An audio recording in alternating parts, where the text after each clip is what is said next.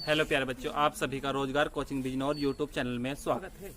देखिए, मैं आपसे बता दूं कि हमारे ने जो आज क्वेश्चन लिखा है निकट दृष्टि दोष या मायोपिया, ये बहुत इंपॉर्टेंट पूछा जाता है एग्जाम के अंदर। चाहे तो आपसे पूछ ले निकट दृष्टि दोष, चाहे पूछ ले दूर दृष्टि दोष। अगर जो पूछता है कारण और निवारण तो आता है 4 नंबर का। कितने नंबर का? 4 नंबर का। और सिर्फ पूछ लिया जाता है कि निकट दृष्टि दोष किसे कहते हैं तो आता है कितने नंबर का? 2 नंबर का। तो अगर जी या तो पूछ लेता कि निकट दृष्टि दोष या आपको एग्जाम पे क्या दे देगा? मायोपिया। तो मायोपिया से या निकट दृष्टि दोष से बिल्कुल नहीं घबराना, क्योंकि मायोपिया भी किसे कहते हैं? निकट दृष्टि दोष को कहते हैं। किसको कहते हैं?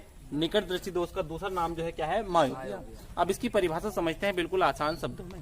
इसमें क्या होता है कि इस दोष से निकट की वस्तु तो देख सकते हैं परंतु दूर की वस्तु देख नहीं सकते। क्या है कि इस दोष में जो है निकट दृष्टि दोष में क्या होता है कि निकट की वस्तु तो देख सकते हैं परंतु दूर की वस्तु देख नहीं सकते, जिसे निकट दृष्टि दोष कहते हैं। जिसे क्या कहते हैं? निकट दृष्टि दोष कहते हैं। तो परिभाषा मैंने आपसे क्या बताई कि इस दोष में निकट की वस्तु तो देख सकते हैं परंतु दूर की वस्तु नहीं देख सकते, जिसे निकट दृष्टि दोष कहते हैं।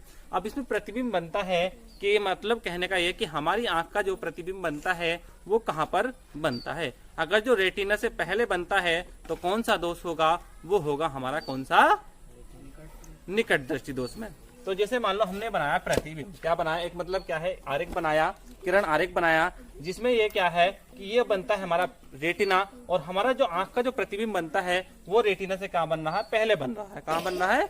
रेटिना से पहले बन रहा है, जिसके कारण हमें क्या हो रहा है कि निकट की वस्तु तो दिखाई दे रही है परंतु दूर की वस्तु नहीं दिखाई दे रही।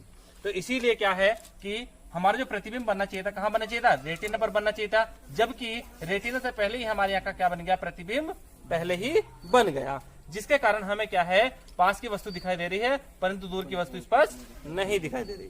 ठीक, तो अब ये क्या है? ये इसमें इस्तेमाल क्या होगा? नेत्र लेंस। क्या है? नेत्र लेंस। और रेटिना से पहले बना प्रतिबिंब, तो प्रतिबिंब जो बन रहा है वो हमारा कहाँ बन रहा है? रेटिना से पहले। अब पता कैसे चलेगा? इसमें है कि दूर स्थित वस्तु से आने वाली प्रकाश किरणें, जैसे ही दूर स्थित वस्तु से आने वाली प्रकाश किरणें कहाँ पर पड़ी? रेटिना पर। तो वो रेटिना पर ना पड़कर वो रेटिना से कहाँ बन गई? पहले ही पड़ी। तो जिसके कारण जो है हमारी आंख का प्रतिबिंब जो है वो किस पर नहीं बना? रेटिना पर नहीं बना, जिसकी वजह से हमें क्या हो रहा है? निकट दृष्टि दोष हो रहा है। मतलब अगर हम किसी चीज को धोरे रखकर पढ़ रहे हैं तो वो तो पढ़ी जा रही है, परंतु अगर जी उस चीज को हम दूर रखकर देख पढ़ रहे हैं वो मतलब क्या है? वो चीज नहीं पढ़ी जा रही। अब इस दोष को दूर कैसे करेंगे? इस दोष को दूर कैसे करेंगे? आप वीडियो को लास्ट तक देखते रहें कि इस दोष में कौन सा लेंस इस्तेमाल करेंगे, या इस दोष के कारण क्या होते हैं, या इस दोष के निवारण क्या होते हैं। क्या है? हेडिंग हमने डाली कि निकट दृष्टि दोष के कारण। अब निकट दृष्टि दोष में जो कारण पाए जाते हैं वो कितने पाए जाते हैं? 2 कारण पाए जाते हैं। नंबर 1 क्या है? इसमें लिखा कि 2 कारण पाए जाते हैं। नंबर 1 कारण जो है वो क्या है कि नेत्र गोलक के आकार बढ़ जाता है। मतलब जो हमारी आंख का जो गोलक होता उसका जो है आकार या मतलब व्यास क्या हो जाता है? बढ़ जाता है। फिर नंबर 2 क्या है कि नेत्र लेंस की वक्रता त्रिज्या तो बढ़ जाती है परंतु फोकस दूरी क्या हो जाती है? कम हो जाती है। तो 2 कारण बताए। पहले कारण क्या है कि नेत्र लेंस के गोलक का आकार या मतलब व्यास बढ़ जाता है। नंबर 1 तो हो गया।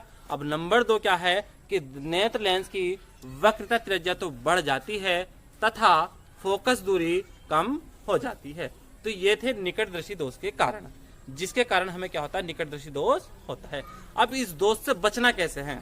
मतलब हमें कौन सा लेंस इस्तेमाल करना होगा कि जिससे क्या हो जाए? हमें निकट दृष्टि दोष हमारा दूर हो जाए।